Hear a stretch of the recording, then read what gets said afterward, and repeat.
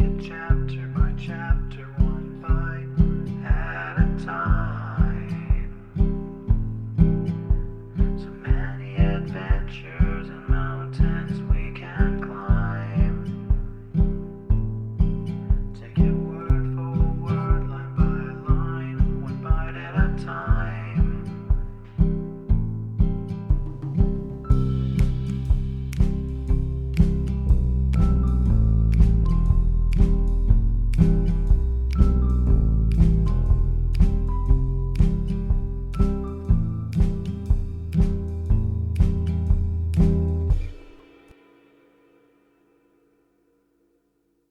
Welcome to Bite at a Time Books, where we read you your favorite classics one bite at a time.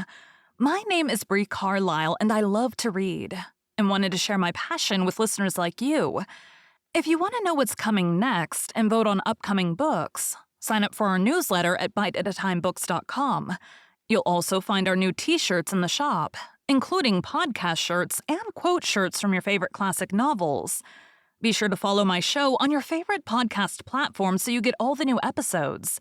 You can find most of our links in the show notes. But also our website, biteatatimebooks.com, includes all of the links for our show, including to our Patreon to support the show, and YouTube, where we have special behind the narration of the episodes.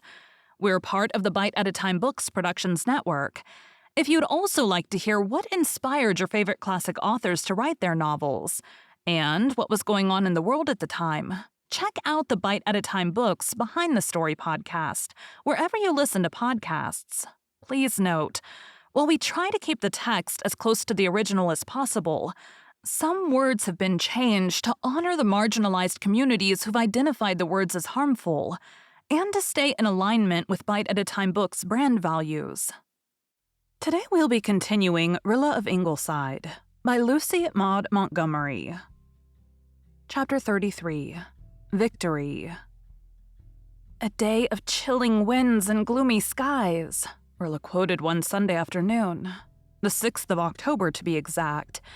It was so cold that they had lighted a fire in the living room, and the merry little flames were doing their best to counteract the outside dourness. It's more like November than October. November is such an ugly month. Cousin Sophia was there, having again forgiven Susan, and Mrs. Martin Clow, who was not visiting on Sunday, but had dropped in to borrow Susan's cure for rheumatism, that being cheaper than getting one from the doctor. "I'm afeard we're going to have an early winter," foreboded Cousin Sophia. "The muskrats are building awful big houses round the pond, and that's a sign that never fails. Dear me, how that child is grown." Cousin Sophia sighed again, as if it were an unhappy circumstance that a child should grow. "When do you expect his father?" "Next week," said Rilla. "Well, I hope the stepmother won't abuse the poor child," sighed Cousin Sophia. "But I have my doubts. Anyhow, he'll be sure to feel the difference between his usage here and what he'll get anywhere else. You've spoiled him so, Rilla, waiting on him hand and foot the way you've always done." Rilla smiled and pressed her cheek to Jims's curls. She knew sweet-tempered, sunny little Jims was not spoiled. Nevertheless, her heart was anxious behind her smile. She, too, thought much about the new Mrs. Anderson and wondered uneasily what she would be like. "I can't give Jims up to a woman who won't love him," she thought rebelliously. "I believe it's going to rain," said Cousin Sophia. "We have had an awful lot of rain this fall already. It's going to make it awful hard for people to get their roots in. I wasn't so in my young days. We generally had beautiful Octobers then, but the seasons is altogether different now from what they used to be." Clear across Cousin Sophia's doleful voice cut the telephone bell. Gertrude Oliver answered it. "Yes? What? What? Is it true? Is it official? Thank you. Gertrude turned and faced the room dramatically, her dark eyes flashing. Her dark face flushed with feeling. All at once the sun broke through the thick clouds and poured through the big crimson maple outside the window.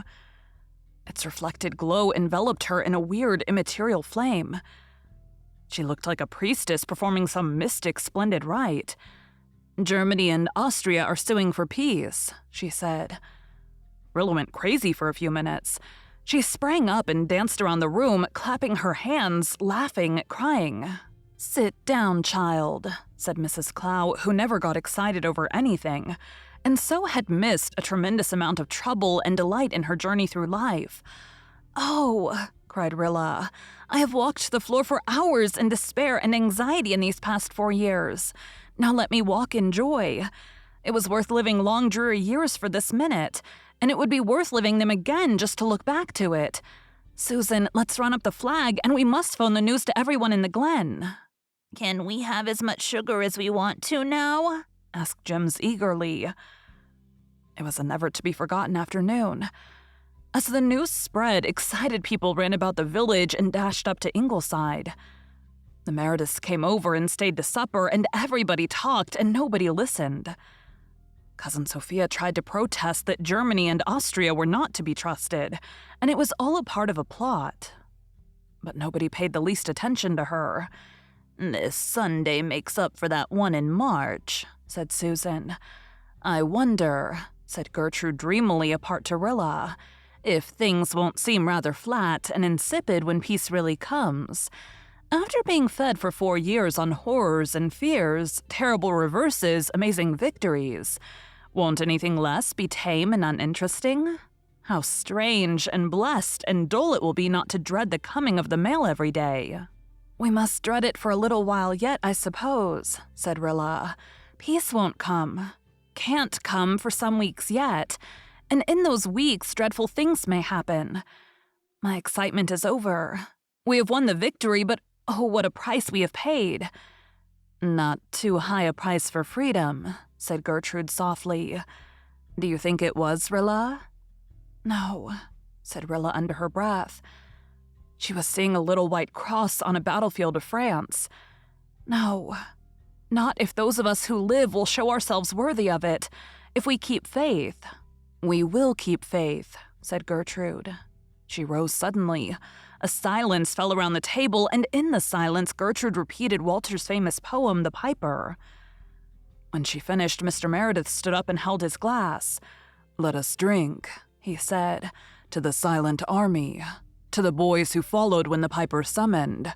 For our tomorrow they gave their today. Theirs is the victory." Thank you for joining Bite at a Time Books today, while we read a bite of one of your favorite classics.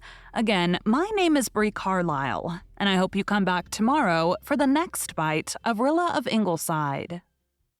Don't forget to sign up for our newsletter at biteatatimebooks.com and check out the shop. You can check out the show notes or our website, biteatatimebooks.com, for the rest of the links for our show.